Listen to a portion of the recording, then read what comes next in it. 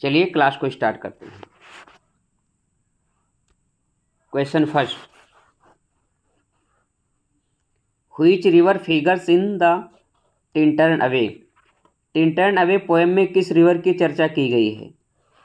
Y river, Rye river, Tarrant river, Severn river. Response immediately. Question number first, Tintern Abbey जो poem है ये William Wordsworth ji की poem है। 13 जुलाई 1798 में poem आती है लिरिकल बैलाड्स में। टिंटर्न अवे में वाई रिवर की चर्चा की गई। Option A is the right answer. Got it. Next, question number 2, four refers William Wordsworth as an ever enduring man. William Wordsworth ji को एवर इंड्यूरिंग मैन किसने कहा है? डॉक्टर जॉनसन ने कहा है, जॉन ड्राइडेन ने कहा है, एस.टी. कॉलरिज ने कहा है, डिक्वेंसी ने कहा है। क्वेश्चन नंबर 2 को रिस्पॉन्स करिए। What will be the right answer?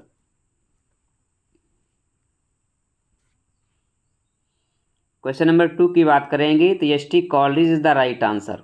S T. Coleridge ने विलियम वर्ड्सवर्थ जी को एवर इंड्यूरिंग मैन कहा है। Okay, option C is the right answer. Next,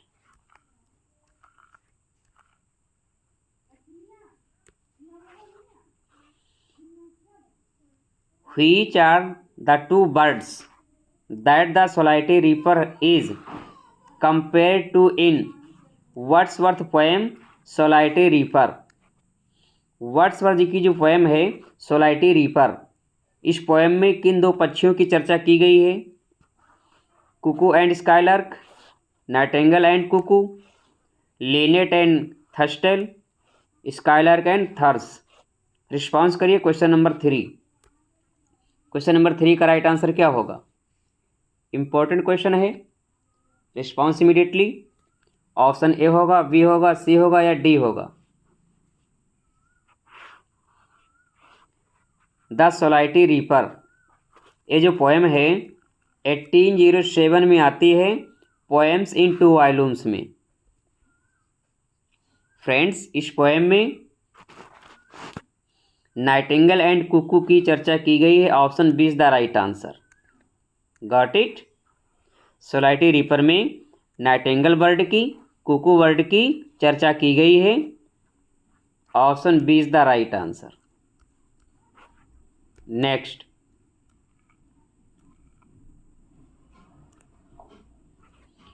question number 4, which of the following plays of Shakespeare does not belong to the last phase of his career. कौन सा work है जो William Shakespeare की last phase से belong नहीं करता है?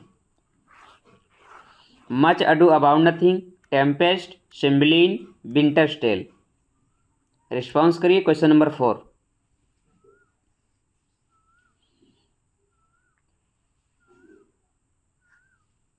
कौन सा प्लेज है जो विलियम शेक्सपियर के लास्ट फेज कैरियर से बिलोंग नहीं करता है? तो फ्रेंड्स, ऑप्शन ए राइट हो जाएगा। मच अडू अबाउट नथिंग ये लास्ट फेज से बिलोंग नहीं करेगा। Option A is the right answer. Tempest last phase से बिलोंग करेगा, सिम्बलिन लास्ट फेज से बिलोंग करेगा, विंटर्स टेल लास्ट फेज से बिलोंग करेगा।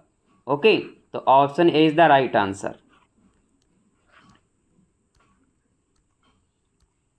क्वेश्चन नंबर 5,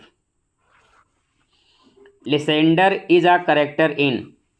लिसेंडर किस प्ले का कैरेक्टर है? आ मिडसमर नाइट ड्रीम का है, किंग लियर का है, कॉमेडी ऑफ एरर्स का है, रोमियो एंड जूलियट का है। क्वेश्चन नंबर 5 को रिस्पॉन्स करिए। क्वेश्चन नंबर 5 का राइट आंसर क्या होगा? A Midsummer Night Dream, King Lear, Comedy of Errors, Romeo and Juliet. Easy one question है। लिसेंडर नाम का character a Midsummer Night Dream में आता है। Option A is the right answer. Next,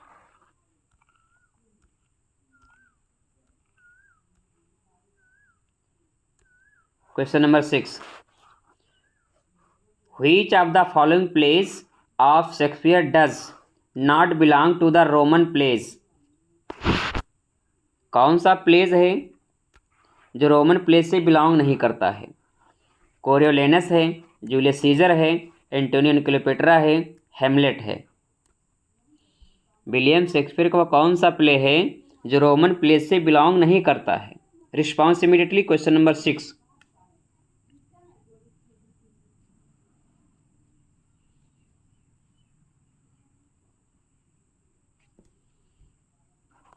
friends option D right हो जाएगा, हेमलेट। हेमलेट जो है ये लास्ट फेस, हेमलेट जो है ये रोमन प्लेज नहीं है, बल्कि क्या है, ये ग्रेट ट्रेजेडी है। ग्रेट ट्रेजेडी है जो 1601 के आसपास आती है। फ्रेंड्स कोरियोलेनस रोमन प्ले है, जूलियस सीजर रोमन प्ले है, Antonio and Cleopatra Roman play है।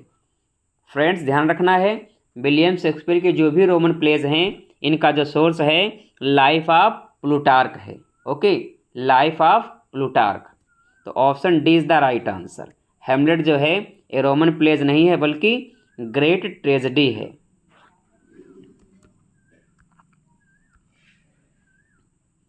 Question number 7, who called Shakespeare the largest and most comprehensive soul? William Shakespeare ji को the largest and most comprehensive soul किसने कहा है? Doctor Johnson ने कहा है, जॉन ड्राइडेन ने कहा है, टी.एस. एलियट ने कहा है, या फिर आई.ए. रिचर्ड ने कहा है? क्वेश्चन नंबर 7 को रिस्पॉन्स करिए। क्वेश्चन नंबर 7 का राइट आंसर क्या होगा? Doctor Johnson, John Dryden, T S. Eliot, I A. Richard. Important question है, ध्यान रखिएगा। The largest and most comprehensive soul William Shakespeare ji को जॉन ड्राइडेन ने कहा है। Option B is the right answer. Okay,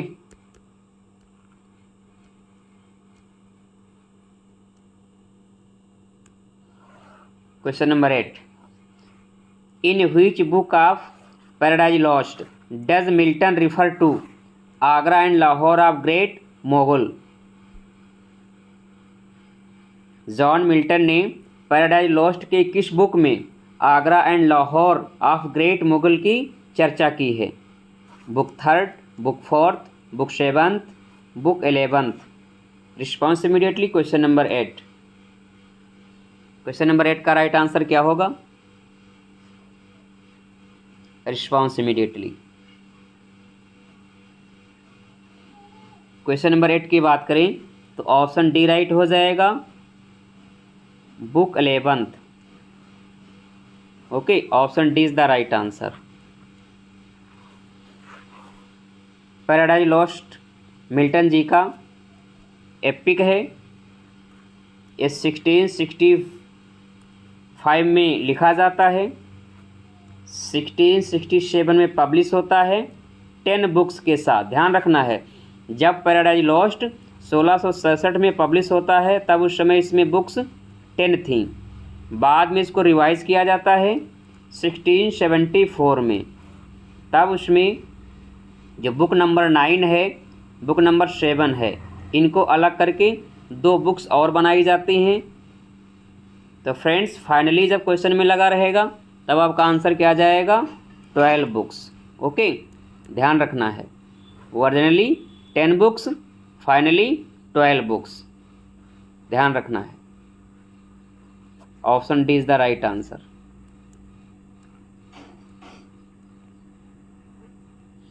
question number 9, which of the following statement is true about Milton sonnet on his blindness? कौन सा statement है जो Milton जी की sonnet on his blindness के विषय में ट्रू है, सत्य है? Option A, on his blindness is a precursor to Lycidas, या option B, on his blindness is a curtal sonnet, या option C, Milton did not give a title to his sonnet, the title on his blindness is given by later. Anthologist. Option D none of these. Response करिए question number 9। Question number 9 का right answer क्या होगा? Friends ध्यान रहे, यहाँ पर true कौन सा स्टेटमेंट है जो ऑन हिज ब्लाइंडनेस के विषय में राइट है? Response immediately. On his blindness जो पोएम है 1652 में लिखी जाती है, जब मिल्टन टोटली ब्लाइंड हो जाते हैं। ओके, ध्यान रखना है 1652 में ही मिल्टन जी टोटली ब्लाइंड होते हैं, 1652 में ही ऑन हिज ब्लाइंडनेस को कंपोज करते हैं। तो फ्रेंड्स जब मिल्टन जी ब्लाइंड होते हैं उस समय उनकी एज जो थी 44 वर्ष की। ओके, 44 वर्ष की आयु में मिल्टन जी ब्लाइंड हो जाते हैं। मिल्टन जी जब इस पोएम को लिखते हैं तब इसको टाइटल नहीं देते हैं, ऑप्शन सी राइट हो जाएगा। इसको सोनेट नंबर 19 के नाम से जाना जाता है। ओके, जब 1652 में मिल्टन जी सोनेट को लिखते हैं तो सोनेट नंबर 19 के नाम से जाना जाता है। बाद में इस सोनेट का टाइटल जो है एंथोलॉजिस्ट के द्वारा, जिनका नाम है टॉमस न्यूटन। टॉमस न्यूटन जी इसका टाइटल देते हैं ऑन हिज ब्लाइंडनेस। ध्यान रखना है, मोस्ट इंपॉर्टेंट क्वेश्चन है, एग्जाम में आने की प्रबल संभावना है। Okay, option C is the right answer.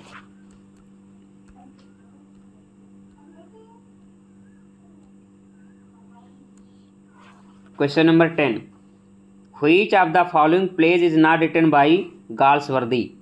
कौन सा प्लेज है जो गाल्सवर्दी जी के द्वारा नहीं लिखा गया है? सिल्वर बॉक्स नहीं लिखा गया, जॉय नहीं लिखा गया, वीवर्स नहीं लिखा गया है, या फिर अडोल्स हाउस नहीं लिखा गया? Response immediately question number 10। Question number 10 का राइट आंसर क्या होगा?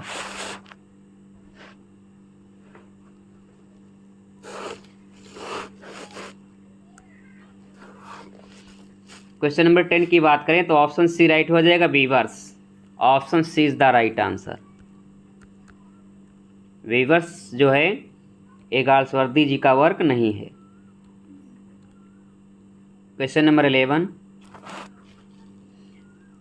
Which drama depicts the fight of an idealist against adverse social forces? Most important question है, रिस्पॉन्स करिए। Question number 11, which drama depicts the fight of an idealist against adverse social forces? The move है, patrician है, strife है, joy है? Response immediately question number 11। Question number 11 की बात करें तो ऑप्शन ए राइट हो जाएगा, the move.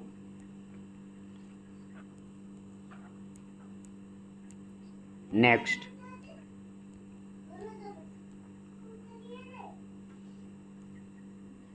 Question number 12, anagnorisis is the term used by Aristotle for describing? Option A the reversal of fortune, option B the happy resolution of the plot, option C the moment of recognition by the protagonist, या option D the convergence of the main plot and subplot? Question number 12 को response करिए, what will be the right answer?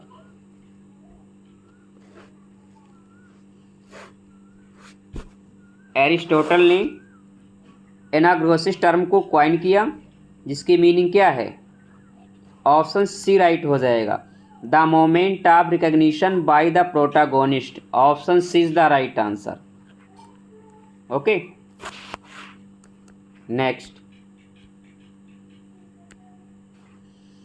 Who among the following is not a university wits? कौन सा poet है जो university bits से belong नहीं करता है? टॉमस किड हैं, बेन जॉनसन हैं, क्रिस्टोफर मार्लो हैं, या फिर लिली हैं? Response immediately question number 13। कौन सा पोएट है जो यूनिवर्सिटी बिट्स से बिलोंग नहीं करता है? इजी वन क्वेश्चन है friends, Ben Jonson is the right answer. Option B is the right answer. Ben Jonson जो है यूनिवर्सिटी बिट से बिलोंग नहीं करते हैं। Option B is the right answer. Question number 14, who coined the term dissociation of sensibility. Dissociation of sensibility term को किसने coin किया? John Keats ने कोइन किया, मैथ्यू अर्नोल्ड ने, टी.एस. इलियट ने, डब्ल्यू.बी. ईट्स ने। रिस्पॉन्स इमीडिएटली क्वेश्चन नंबर 14 को response करिए। What will be the right answer?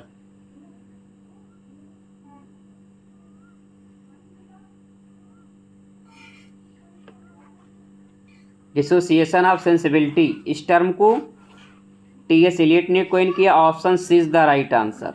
ध्यान रखना है, कंफ्यूजन बिल्कुल ना रहे। T S. Eliot is the right answer. Okay,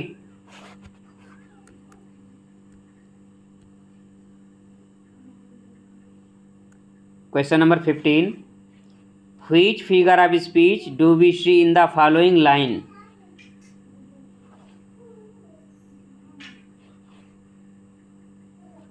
he was a good teacher but a poor student. इस लाइन में कौन सा फिगर ऑफ स्पीच है? आयरनी है, एंटी क्लाइमेक्स है, बैथोज है, एंटीथीसिस है। Response immediately question number 15। Question number 15 का राइट आंसर क्या होगा? Response immediately.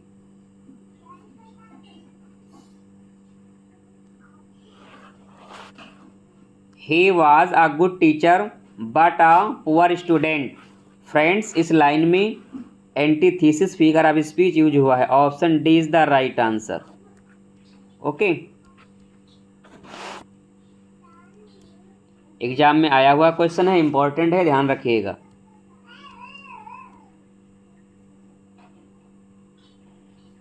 Question number 16, which of the following figures of speech is used in the sentence I have read all of Milton. इस sentence में कौन सा figure of speech use हुआ है? Metaphor, allegory, personification, metonymy. Response immediately question number 16। I have read all of Milton. इस line में once again option D is the right answer. Metonymy, I have read of all Milton. यहाँ पर metonymy figure of speech use हुआ है। Okay, यहाँ पर Milton का मतलब है मिल्टन के वर्क से। ओके, तो metonymy is the right answer.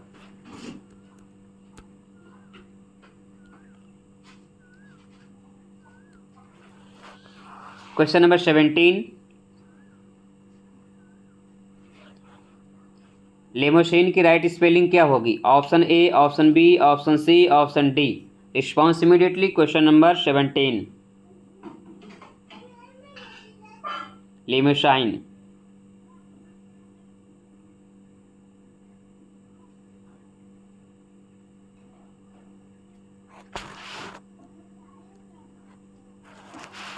Seventeen को रिस्पॉन्स करिए। ऑप्शन डी राइट हो जाएगा। LIMOUSINE। Okay, option D is the right answer.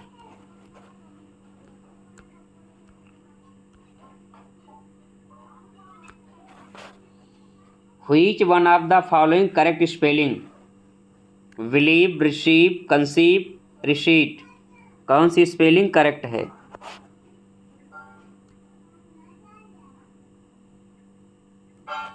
Friends, option A right हो जाएगा। यहाँ पर बिलीव की स्पेलिंग करेक्ट है। रिसीव की स्पेलिंग क्या होगी देख लीजिए, RECEIVE। कंसीव की स्पेलिंग मिस्टेक है, देख लीजिए, CONCEIVE। रिसीट की spelling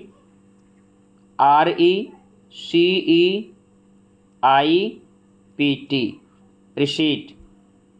okay friends, once again 1 minute friends। Believe, VELIEVE, believe. यहाँ पर बिलीव की भी स्पेलिंग क्या है, मिस्टेक है। ओके, ऑप्शन डी राइट है। रिसीट की स्पेलिंग यहाँ पर करेक्ट है। ओके, रिसीव की RECEIVE V E receive, conceive CONCEIVE, ध्यान रखना है। Okay, option D is the right answer. Receipt की स्पेलिंग बिल्कुल राइट है। बिलीव की क्या होगी? BELIEVE, receive RECEIVE, conceive CONCEIVE। Next question number 19, choose the miss spelled word. Miss spelled word को फाइंड आउट करना है। सब्सटेंसेंस की स्पेलिंग यहाँ पर रॉन्ग है, गैरेज की रॉन्ग है, रेटरिक की रॉन्ग है, या फिर एक्सप्लेनेशन की स्पेलिंग रॉन्ग है। Response immediately. Question number 19।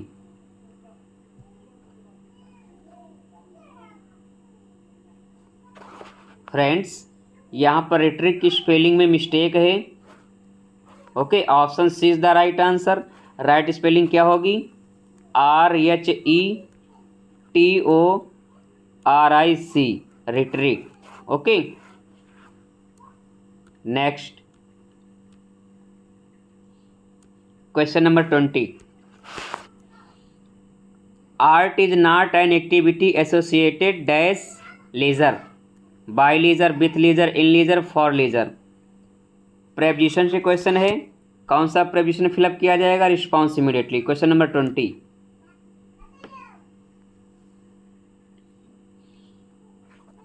Associated के बाद प्रेपोजिशन विथ आता है। Option B is the right answer. यहाँ पर विथ फिलअप किया जाएगा। Okay, option B is the right answer.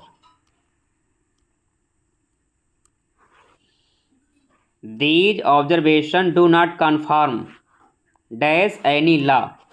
Confirm के बाद ऑन आएगा, इन आएगा, टू आएगा, फॉर आएगा। 21 को रिस्पॉन्स करिए। These observation do not confirm. Friends, confirm के बाद प्रेपोजिशन टू ही आता है, ध्यान रखना। Option C is the right answer. यहाँ पर टू फिलअप किया जाएगा।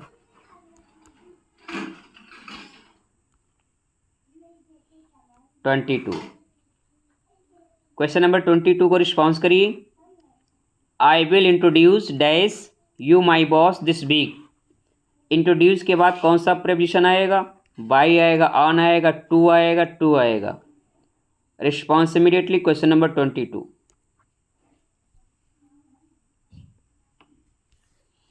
क्वेश्चन नंबर 22 की बात करें तो ऑप्शन डी राइट हो जाएगा। इंट्रोड्यूस टू होता है। ओके, यहाँ पर ऑप्शन डी राइट हो जाएगा।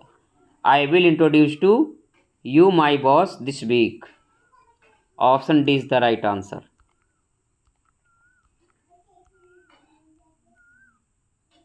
(23) change the voice. You can play with these cups quite safely. Passive voice में चेंज करिए। ऑप्शन ए राइट है, बी राइट है, सी राइट है, डी राइट है। Response immediately. Question number 23।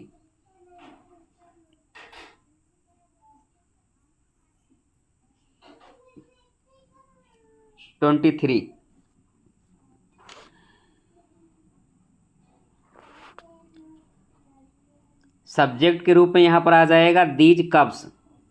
Okay, these cups के बाद यहाँ पर कैन है तो पैसिव वॉइस में क्या हो जाएगा? Can be. चलिए रिस्पॉन्स करिए। Question number 23। Friends, option B में आर हो गया? नहीं होगा। ऑप्शन सी में these cups can be played with quite safely. Option D these cups are quite safe for your playing. Option D भी नहीं होगा।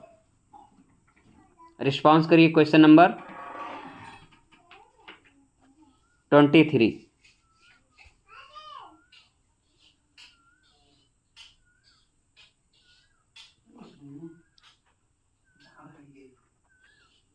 ऑप्शन ए राइट हो जाएगा।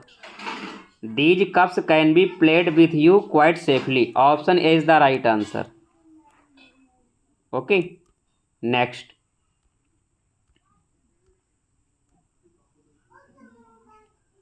(24) change into active voice. A new dress is being worn by Ravi. Sentence ये passive voice में है, इसको active voice में चेंज करना है। तो ऑप्शन ए होगा, बी होगा, सी होगा, डी होगा। Response immediately. Question number 24। Friends, question number 24 की बात करें तो सेंटेंस ये प्रेजेंट कंटिन्यूअस है, बीइंग लगा हुआ है। ओके, जिस भी ऑप्शन में वेयरिंग यूज हुआ होगा वर्ब के एनजी फॉर्म, वो ऑप्शन आपका राइट हो जाएगा। तो friends, option C is the right answer. Ravi is wearing a new dress, option C is the right answer. Okay, क्योंकि प्रेजेंट कंटिन्यूअस टेंस में रूल होता है, यदि वर्ब आईएनजी फॉर्म में है तो इज एमआर के बाद बीइंग अवश्य लगेगा। Okay, next 25।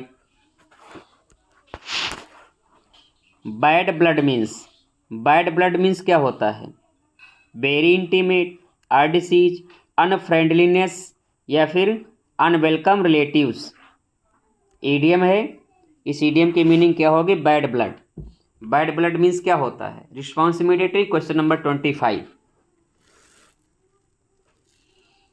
क्वेश्चन नंबर 25 की बात करें तो ऑप्शन सी राइट हो जाएगा, unfriendliness. Okay, bad blood means unfriendliness, option C is the right answer, दुश्मनी होना। Okay, 26। The antonym of the word esoteric, esoteric का एंटोनिम बताना है। क्लियर होगा, ट्रांसपेरेंट होगा, अपेरेंट होगा या फिर सिंपल होगा? मोस्ट इंपॉर्टेंट स्पेलिंग है, रिस्पॉन्स करिए। ईसोटेरिक का antonym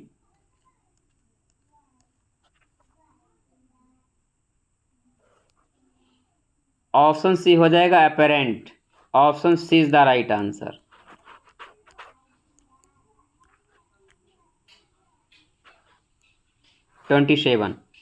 the synonym of the word sardonic, sardonic का सिनोनिम क्या होगा? मिजरेबल होगा, क्रूरल होगा, स्कॉर्नफुल होगा, मिक्स्ड होगा? Response immediately. Question number 27। The synonym of the word सार्डोनिक,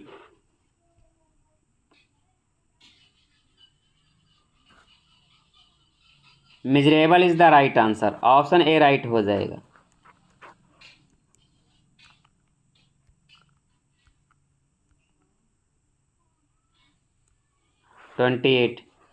A person who obscure position who has gained wealth,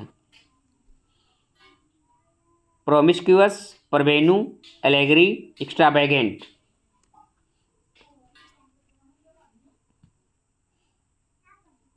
ऐसा व्यक्ति जो नया नया धनवान बना हो, जिसको नई नई संपत्ति मिली हो,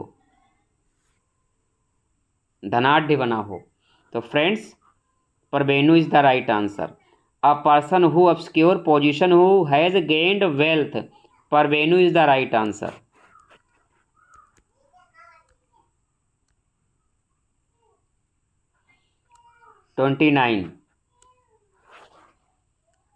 आइकोनोक्लास्ट, आइकोनोक्लास्ट मीन्स, आइकोनोक्लास्ट की मीनिंग क्या होगी? Response immediately. Question number 29। Option A होगा, बी होगा, सी होगा, डी होगा?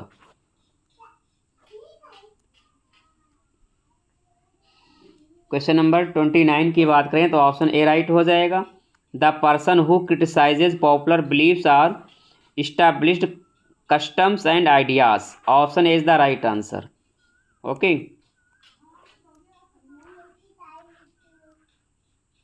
Question number 30। Topography means, topography का अर्थ क्या होता है? Option A the study of animals, option B the study of human face, या option C the scientific study of poisons, या option D the study of physical features of place through map और chart. Question number 30 को response करिए, what will be the right answer? Question number 30 की बात करें तो option D right हो जाएगा। टोपोग्राफी क्या होती है? The study of physical features of a place through map और chart. Okay, option D is the right answer. तो फ्रेंड्स, आज की क्लास में हम लोगों ने टॉप 30 MCQs डिस्कस किए हैं, जो ग्रामर के क्वेश्चन हैं, फ्रेंड्स लिटरेचर के क्वेश्चन हैं, ये PYQ क्वेश्चन है, प्रीवियस ईयर के क्वेश्चन है, किसी न किसी एग्जाम में पूछे गए हैं। फ्रेंड्स, यह सेशन अच्छा लगा है तो प्लीज़ आप लोग ज़्यादा से ज़्यादा शेयर करें, सपोर्ट करें। यदि आप चैनल पर न्यू हैं, अभी तक सब्सक्राइब नहीं किया, तो प्लीज़ आप लोग सब्सक्राइब कर लें। आप लोगों ने कितना स्कोर किया अपना स्कोर कमेंट बॉक्स में मेंशन करें। Thank you very much.